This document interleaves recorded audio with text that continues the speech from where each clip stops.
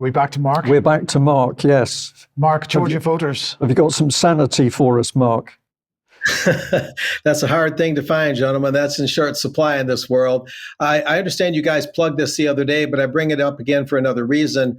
A very good interview, if I do say so, with Garland Favorito, mostly due to him, posted now at UK Column. Georgia Voters Group has strong proof of major election breaches, and the kind of proof they have suggests that this stuff has been going on for quite some time and is happening beyond the confines of the state of Georgia.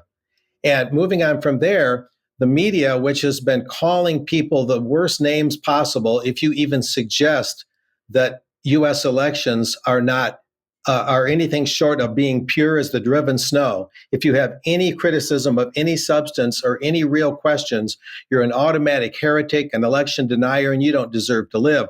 Well, all of a sudden, an about face, a big 180, a Connecticut judge orders a new mayoral primary after surveillance videos show possible ballot stuffing. And this gets right into what many people like Garland and myself and others have been saying all along. A judge on Wednesday tossed them out of a Democratic mayoral primary in Connecticut's largest city and ordered that a new one be held, citing surveillance videos showing people stuffing multiple absentee ballots into outdoor collection boxes.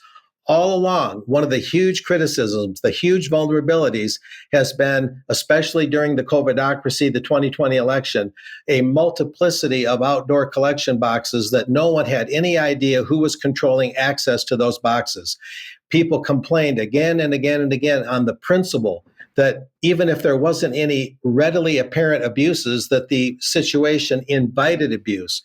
And people that said that were hounded and told that they were crazy. But here we see this happening in real time, that these outdoor collection boxes create huge vulnerabilities that can be exploited. And the judge's ruling came just 6 days before the general election.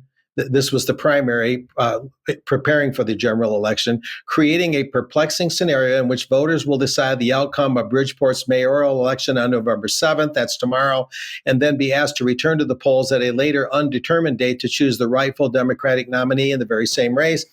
In his ruling, Superior Court Judge William Clark addressed the incongruity by saying he lacked the authority to postpone or cancel the general election. However, he said he had seen enough evidence of malfeasance in order to order a rerun of the primary in which the incumbent Mayor Joe Ganim defeated the challenger John Gomes by 251 votes out of a little over 8,000 votes cast. The volume of ballots so mishandled is such that it calls the result of the primary election into serious doubt and leaves the court unable to determine the legitimate result of the primary, Judge Clark wrote in his ruling. So this is a surprising and very sharp turn. Now, what I did here is I dug into my files at home, and the media used to do things a little bit better. On the left, we have Life magazine, which was more left-wing internationalist, even back in October 1964. And there's a big article, Dirty Work on the Voting Machines. And at that time, the voting machines were these booths you go in and you pull the lever and the curtain closes, and then it was mechanically operated. They were known as the Rochester machines in many circles.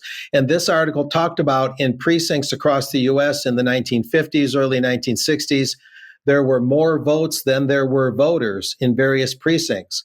And this is another thing that's cited as election tampering evidence nowadays, but that is hounded out of existence. And on the right, we have a more right-wing view, American Opinion. That's now known as the New American. That's the John Birch Society's publication. Back in November 1976, How Elections Are Stolen. And this is well before computerization, which makes stealing elections much more subtle and sophisticated.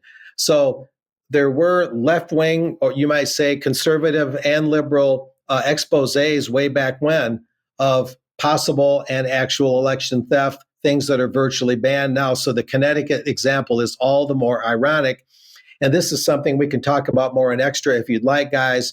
There's been 3 major Supreme Court decisions going back to 1915, 1915, saying that Americans not only have the right to cast a vote, but they have a right to know, to be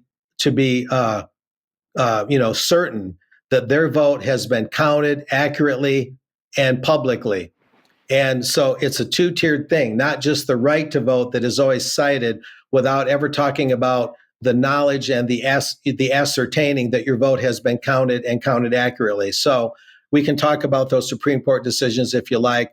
So Connecticut has done something very unexpected here that is vindicating the Garland Favritos of the world. Thank you very much. Okay, Mark, thank you very much for that. Thank you very, very much to the audience, wherever you are in the world. Thank you for joining us, and thank you to those people supporting the UK column financially. We can only do what we do with your financial support. And let's leave by thinking about the children dying in the Middle East, in thousands in Gaza, but also in Israel. It's beholden on all of us to call for a halt to the fighting and the bombing now. And we need to take that action because clearly our politicians are hell-bent on more war and more deaths. Let's leave it there. Thanks for joining us. Bye-bye.